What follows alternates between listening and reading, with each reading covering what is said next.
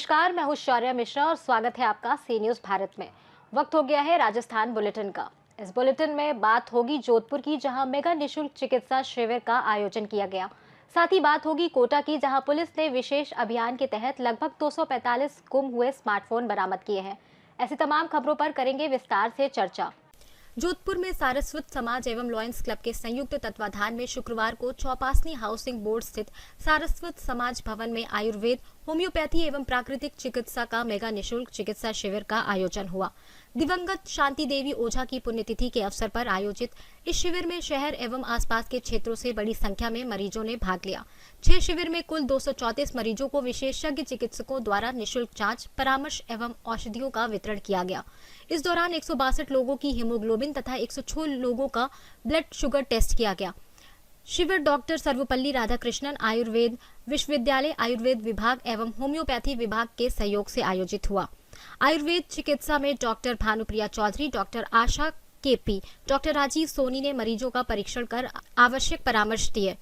वहीं होम्योपैथी विभाग से डॉक्टर अंकिता आचार्य, डॉक्टर राकेश मीना, डॉक्टर गरिमा बोहरा ने रोगियों का उपचार भी किया। इस अवसर पर समाज अध्यक्ष आर.के. ओझा, वरिष्ठ अधिवक्ता हस्तिमल सारस्वत, डॉक्टर आर.एन. शर्मा, सुधीर सारस्वत सहित अनेक गणमान्य जन उपस्थित रहे। युवा मंडल की ओर से राकेश सारस्वत, नटवर भड़िया, रवि शुक्ला आदि लोग उपस्थित रहे। वहीं बबीता सारस्वत, विशाल सारस्वत, पंकज जोशी आदि ने शिविर के सफल संचालन में सक्रिय सहयोग भी प्रदान किया।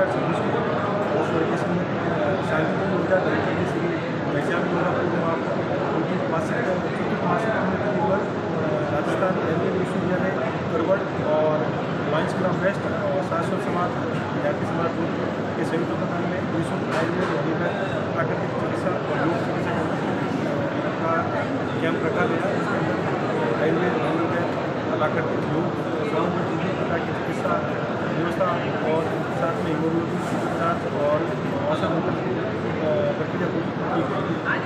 लगभग 2 बजे तक 250 के लगभग आयुर्वेद, होम्योपैथी और प्राकृतिक चिकित्सा के मरीजों को देखा गया और सुबह की लगभग 110 के लगभग जाँचें की गई। हीमोग्लोबिन के लगभग 220 की लगभग जाँचें अभी तक की जा चुकी है।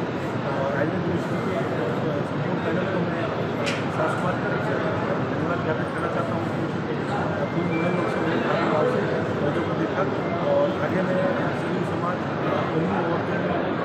गवर्नमेंट थे करना चाहूँगा फॉलोअप में। और अगर आप कहना चाहते हैं तो राजस्थान विश्वविद्यालय की शाखा या होम्योपैथी और आयुर्वेद विभाग की जो पुलिस है वहाँ पर उनका फॉलोअप लिया जा सकता है। मैं डॉक्टर महेंद्र कुमार कार्यक्रम।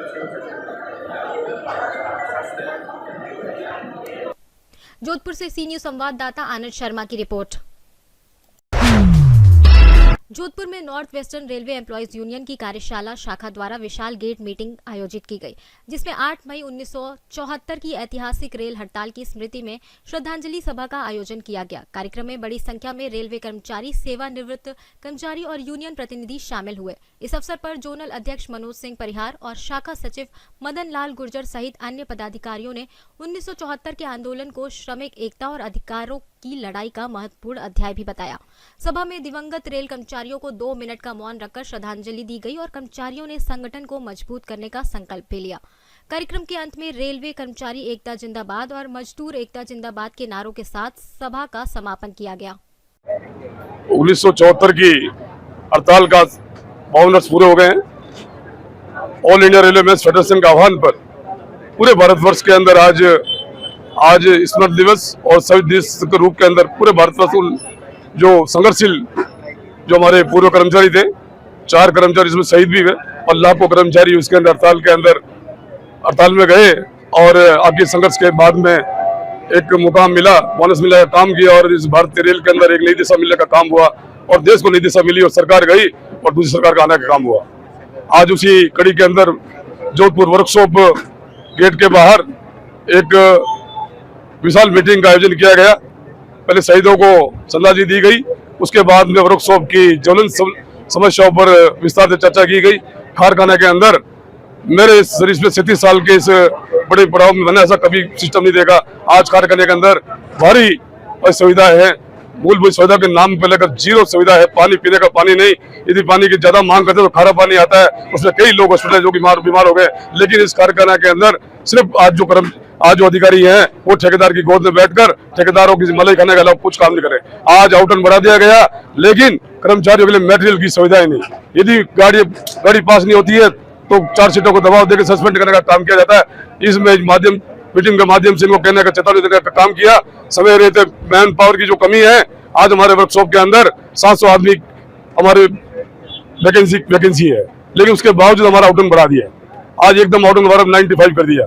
साथियों, इस तरह का चलना नहीं है। हम पहले मांग करते हैं मटेरियल और मैन पावर। आप देखो कारखाना 140 वर्ष से इस इंडिया के अंदर 6 मोड में रहा, आगे में रहेगा, लेकिन मटेरियल और हमारी मूलभूत सुविधा को काम करना पड़ेगा, नहीं तो इस आंदोलन को और ही उग्र किया जाएगा। थैंक यू साथियों। आज पूरे देश के अंदर हम उन शहीदों को नमन करने का कार्य कर रहे हैं जिन्होंने 1974 के अंदर एक ऐतिहासिक हड़ताल की, और उस हड़ताल के फलस्वरूप हमको वेतनमान,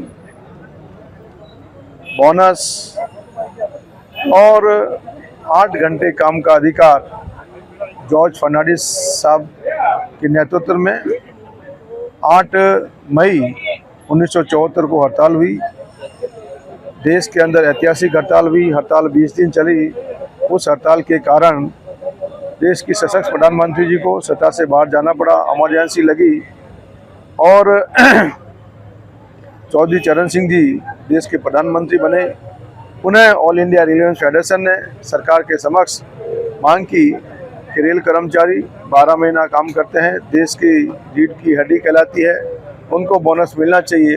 और 79 के अंदर ऑल इंडिया रेलवे फेडरेशन के हड़ताल के कारण रेल कर्मचारियों को बोनस मिलने का काम हुआ। 8वें वेतन आयोग को लेकर भी ऑल इंडिया रेलवे फेडरेशन लगातार संघर्षशील है। कर्मचारियों के बीच में जाकर उनसे चर्चा कर उनके अच्छे वेतनमान के लिए लगातार चर्चा कर रही है। और सरकार के समक्ष ऑल इंडिया रेलवे फेडरेशन ने मांग की है कि परिवार के साथ, एक रेल परिवार के साथ में उनके माता पिता को भी उस यूनिट का हिस्सा माना जाए। जो पूर्व के अंदर 3 को एक यूनिट माना जाता था, अब 3 के साथ में उसके माता पिता को मानते 5 का यूनिट माना जाएगा, ऐसा फेडरेशन ने मांग की है।